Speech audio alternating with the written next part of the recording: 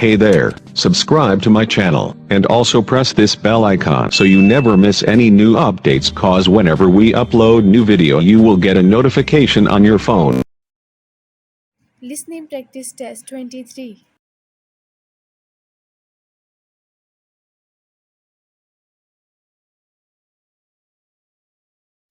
Megan and Ken are deciding how they will spend the evening.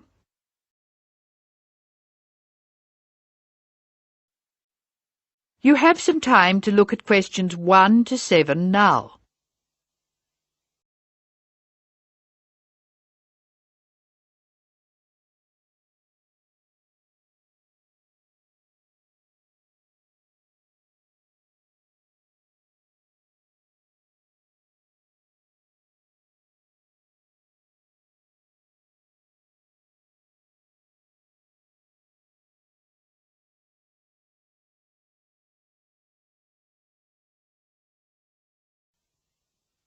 Now we shall begin.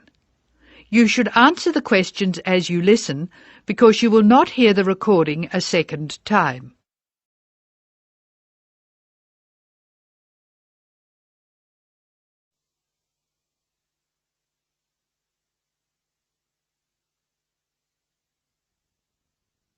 Now listen carefully and answer questions 1 to 7.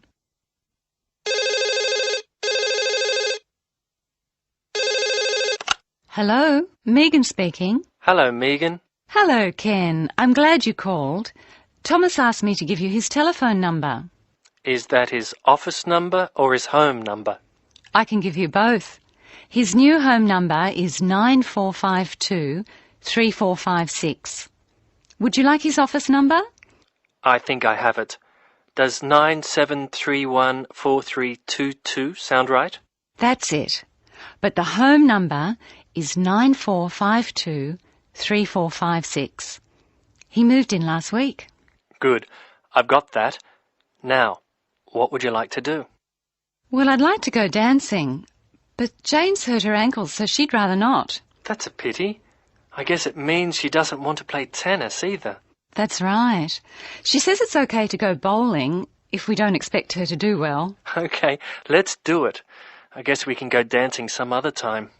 Well, I booked us some time at the bowling alley of Entertainment City. Do you know it?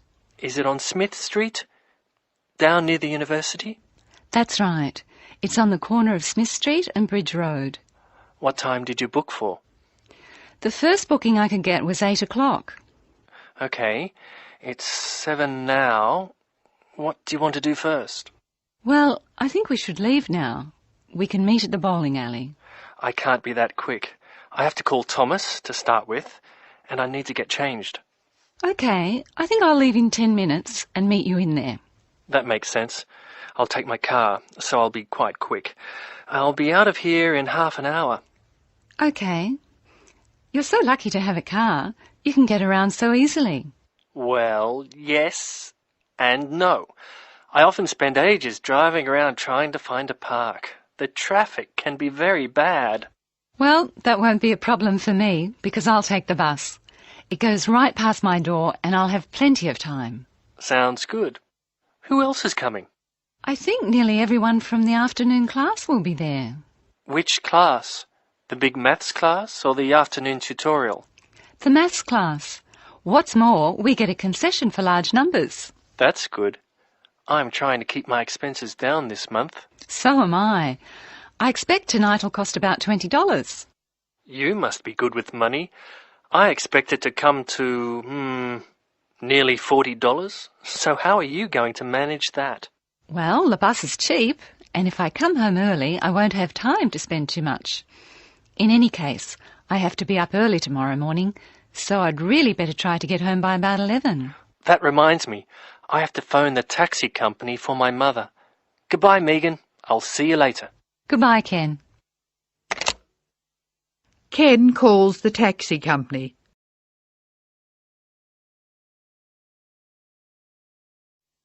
First, look at questions 8 and 9.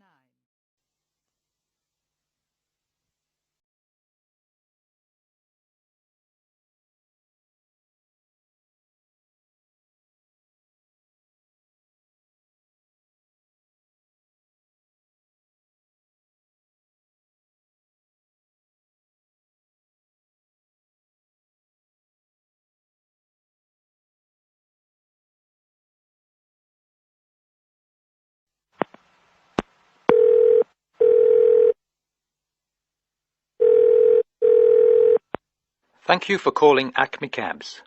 Please follow the instructions on the tape. If you wish to order a cab now, press 1. If you have placed an order previously, press 2. If you wish to make an advance order, press 3. Please be ready to tell us your street number and name. If you wish to speak to the radio room supervisor, press 4. If you want to inquire about lost property, press 5. If you want to order a taxi equipped to carry wheelchairs, press 6. Your call is very important. Please stay on the line for the next available order taker. Hello, I think I left something in one of your cabs on Thursday. It was a brown paper package with an address written on it in green ink. Has anyone handed it in? That is the end of part 1. You now have half a minute to check your answers.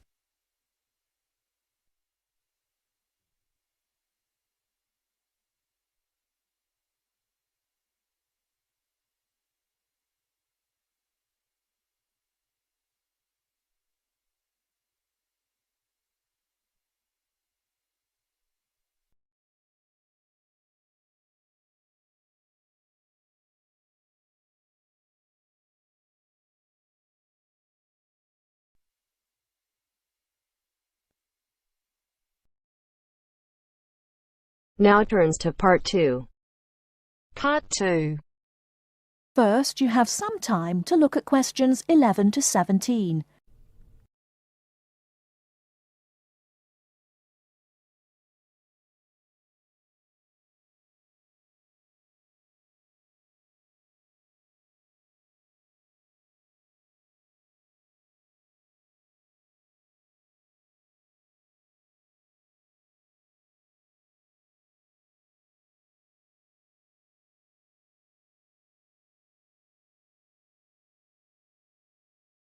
Now, listen carefully and answer questions 11 to 17.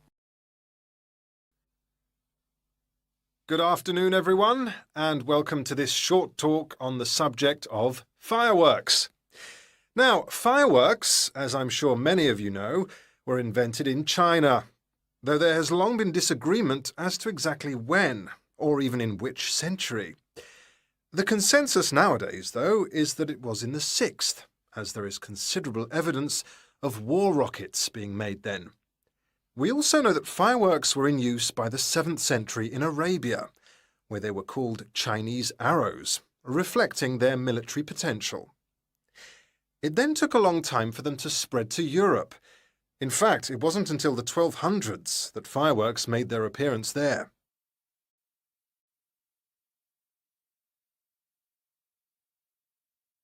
The basic ingredients of fireworks have changed little to this day. Their explosive capacity comes mainly from black powder, also known as gunpowder, which is produced from a mixture of charcoal, sulfur, and potassium nitrate. A modern aerial firework, the kind used nowadays in big public displays, not the small rocket type that you might remember from your childhood, is normally made in the form of a shell, often a sphere about the size of a peach. Inside the shell are a number of stars, surrounded by black powder, and running through the centre of the round shell is a charge that makes the firework explode when it reaches the desired altitude. This is known as the bursting charge. When this explodes, it ignites the outside of the stars, which begin to burn with bright showers of sparks. Since the explosion throws the stars in all directions, you get the huge sphere of sparkling light that is so familiar at firework displays. A shell of this kind is launched from a 75mm diameter mortar, which in some ways resembles the type used by the military. The mortar is a steel, or increasingly for safety reasons, shatterproof plastic pipe. This is likely to be 500mm long and sealed at one end. The other end is aimed at the sky, and at the bottom of the pipe, below the shell, is placed a cylinder containing black powder. This has a long fuse, which projects out of the tube. When this is lit, It quickly burns down to the lifting charge, which explodes to launch the shell. In so doing, it also lights the shell's fuse. The shell's fuse burns while the shell rises to its correct altitude and then ignites the bursting charge so it explodes. Before you hear the rest of the talk, you have some time to look at questions 18 to 20.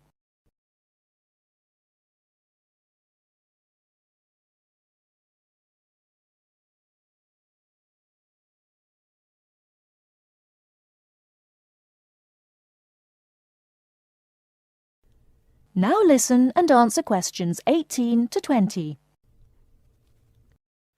More complicated shells are divided into sections and burst in 2 or 3 phases. Shells like this are called multi-break shells. They may contain stars of different colours and compositions to create softer or brighter light, more or less sparks, etc. Some shells contain explosives designed to crackle in the sky, or whistles that explode outward with the stars. The sections of a multi-break shell are ignited by different fuses, and the bursting of one section ignites the next. The shells must be assembled in such a way that each section explodes in sequence to produce a distinct, separate effect. The pattern that an aerial shell paints in the sky depends on the arrangement of stars inside the shell. For example, if the stars are equally spaced in a circle, with black powder inside the circle, you will see an aerial display of smaller star explosions equally spaced in a circle. To create a specific figure in the sky, for instance a heart shape, you create an outline of the figure in stars inside the shell. Then you place explosive charges inside those stars to blow them outward into the shape of a large heart. Each charge has to be ignited at exactly the right time, or the whole thing is spoiled. Many other shapes have particular names, like the willow. This is formed by stars that fall in the shape of willow tree branches, spreading a little to the side and then downwards. The high charcoal composition of the stars makes them long burning, so they may even stay visible until they hit the ground. The ring shell is fairly basic. It is produced by stars exploding outwards to produce a symmetrical ring of coloured lights. More complex is the pattern created by the palm, which contains large comets or charges in the shape of a solid cylinder. These travel outwards, explode and then curve downwards, like the limbs of a palm tree. The serpentine, the last one for now, is different again. When this one bursts, it sends small tubes of incendiaries scattering outwards in random paths, which may culminate in exploding stars. It can be quite spectacular. That is the end of part 2. You now have half a minute to check your answers.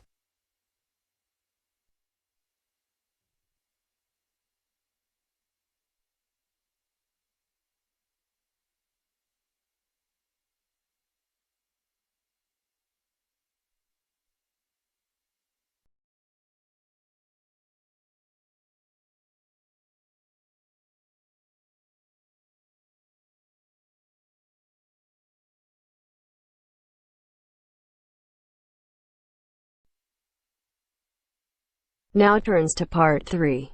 Part 3. You will hear a radio program in which the speakers discuss the importance of looking after old people in winter.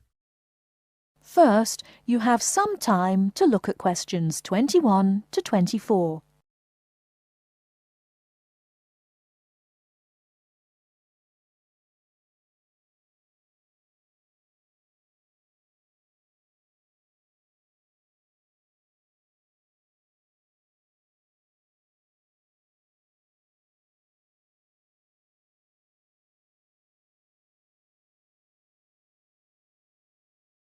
Now, listen carefully and answer questions 21 to 24. Now listen and answer the questions. Nobody likes cold weather, but for old people it can be particularly uncomfortable and dangerous. They can become cold without even noticing it. To keep warm, they may need help from friends and neighbors like you. To find out how we can help, we've invited a representative from the Social Service Department at the Town Hall to talk about the Winter Warmth Code campaign. Mr. Hastings, can I first ask you why it is so important to keep an eye on elderly people during cold weather such as we've been having lately? Yes. There are two main reasons.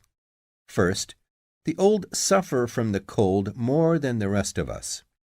They're not as active or strong as you and me, and it's harder for them to keep warm. This can lead to all sorts of complications. They have less resistance to infection. The quality of their lives is badly affected, and in extreme cases, they may need to be hospitalized. According to the newspapers, old people are actually dying of the cold. Is this true? I'm afraid it is. I said before there were two main reasons why we should keep an eye on old people. Well, the other major problem is that so many pensioners cannot afford to heat their homes properly. Before you hear the rest of the talk, you have some time to look at questions 25 to 30.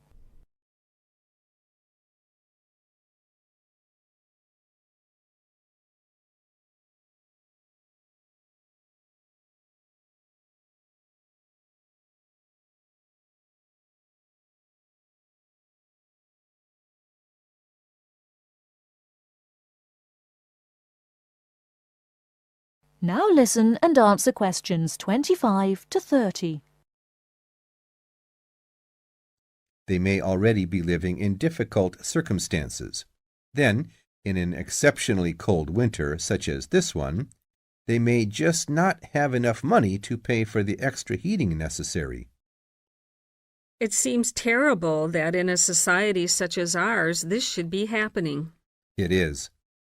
And what the Winter Warmth Code campaign aims to do is to bring this problem to the attention not only of the government, but of everybody else in society.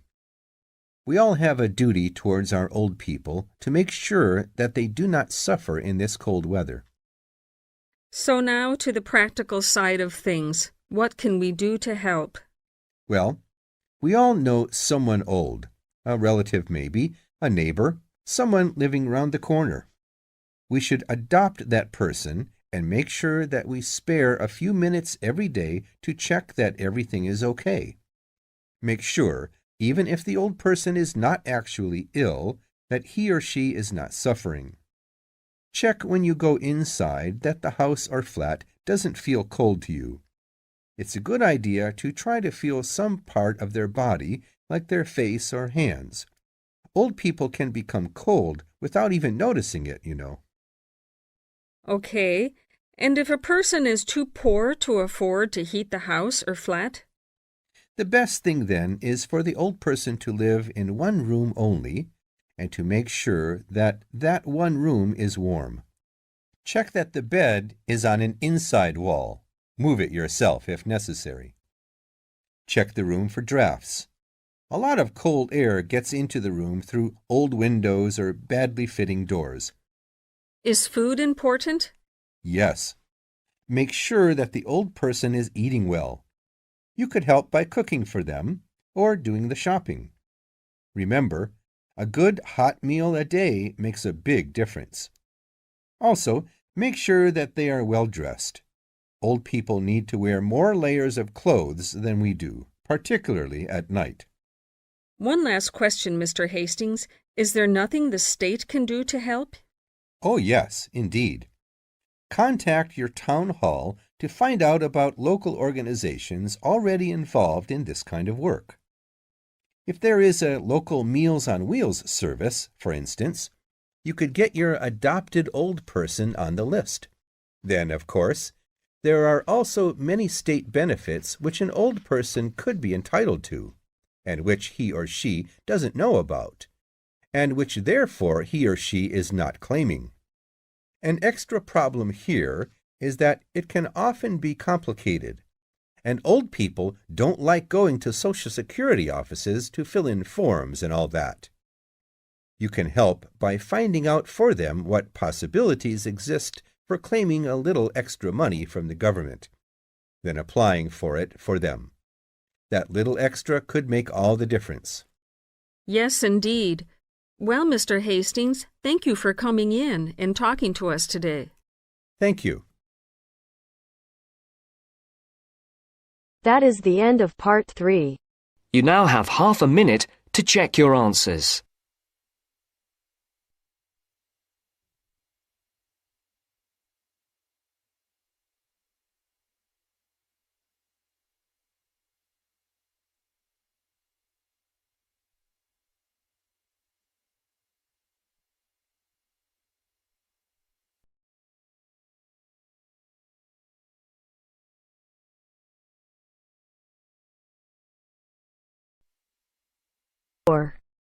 Part 4. You are going to hear a lecture about dorm rooms. First, you have some time to look at questions 31 to 40.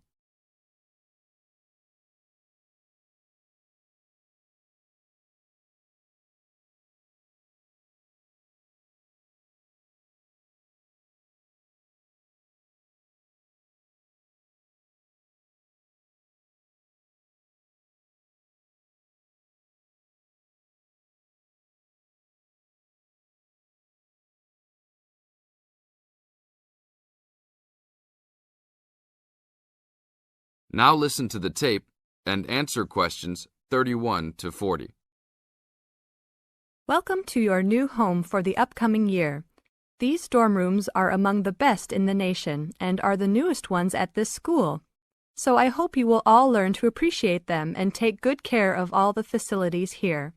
I am Gina, and I will be residential advisor in this building for the year. Today I am going to tell you about some of the programs and facilities that are available to you. I will also be telling you the rules that everyone is expected to abide by.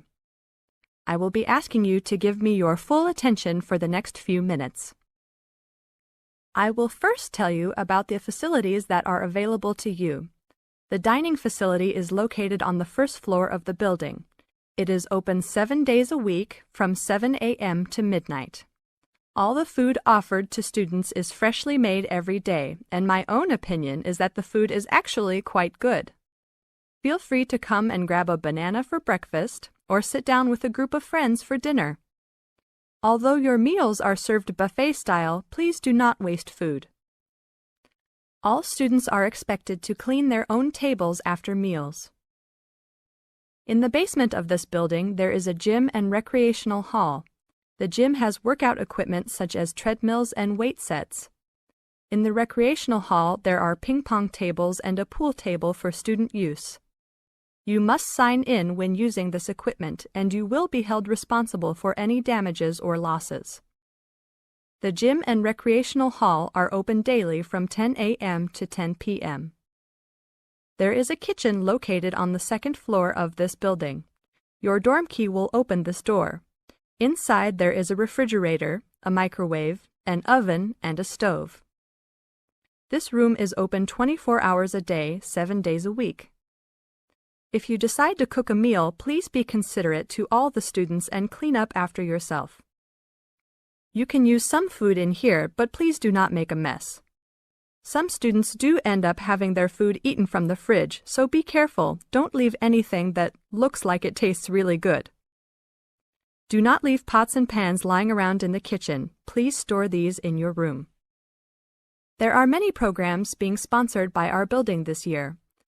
One of the most popular is our Saturday morning outings. In the past years, these trips have included going fishing, hiking, cycling, ice skating, and even going to the beach.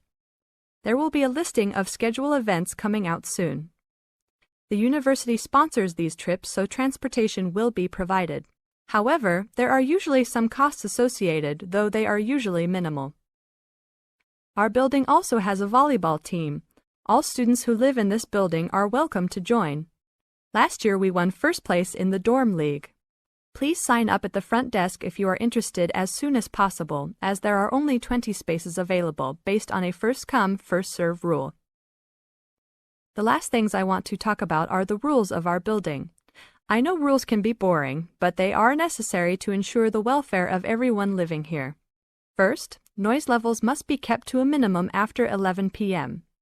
Many students have early classes, so for those of you that have the luxury of sleeping until 10, please don't stay up late making lots of noise. Secondly, all visitors must sign in at the front door. Even if you have friends that are regular visitors, they must still always sign in. This rule is to prevent theft and robbery from occurring.